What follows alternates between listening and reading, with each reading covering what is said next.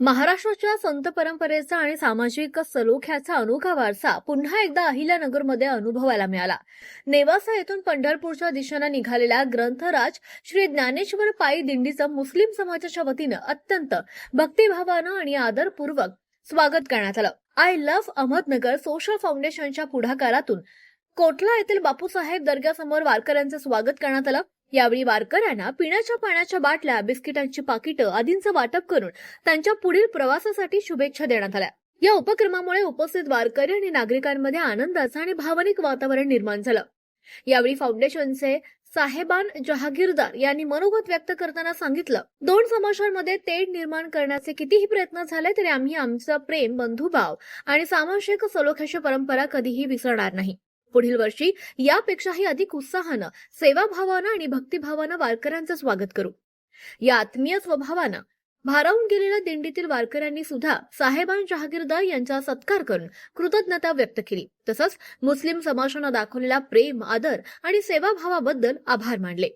धर्म, जात आणि पंथ यांच्या पलीकडे जाऊन माणुसकी, परस्पर सन्मान आणि सामाजिक एकोपा जपणारा हा उपक्रम अनेकांसाठी प्रेरणादायी ठरला।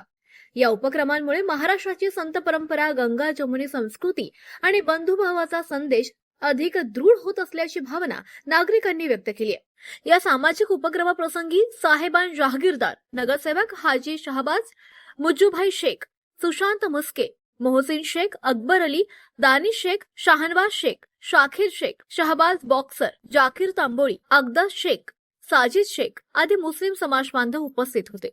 सध्या पवित्र आषाढी महिना चालू आहे आणि आषाढी महिना म्हणल्यानंतर समतेची आणि बंधुत्वाची वारी जे पंढरपूरला जाते हे खऱ्या अर्थाने एक खूप मोठी चळवळ आहे।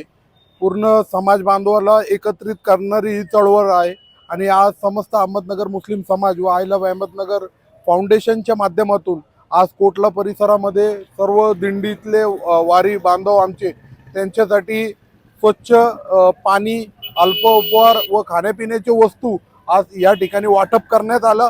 खऱ्या अर्थाने बघितलं गेलं तर ही आपल्या महाराष्ट्राची, आपली देशाची खरी ही संस्कृतीचं जिवंत उदाहरण आहे।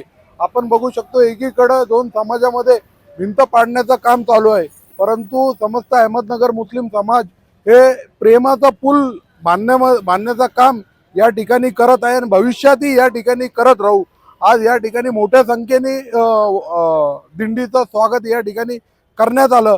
येणाऱ्या वर्षी अजून जोरात आणि जोमात मोठ्या प्रमाणामध्ये आम्ही या ठिकाणी आदराने पुन्हा या ठिकाणी दिंडीचं स्वागत आम्ही करू, एवढं सांगून थांबतो। जय हिंद, जय महाराष्ट्र, रामकृष्ण हरी।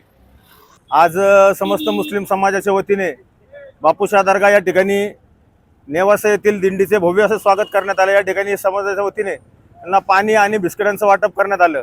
खऱ्या अर्थानं एक सामाजिक भावना जोपासत असताना संत ज्ञानेश्वर महाराजांनी जे काही शिकवण दिलेली आहे त्याप्रमाणे आपण या समाजामध्ये वागलं पाहिजे, असं खरं तर आज या मुस्लिम समाजाच्या वतीने खूप चांगला असा उपक्रम या ठिकाणी राबवण्यात आले। त्यासाठी मी सर्वप्रथम सर्व मुस्लिम बांधवांचे हार्दिक अभिनंदन करतो।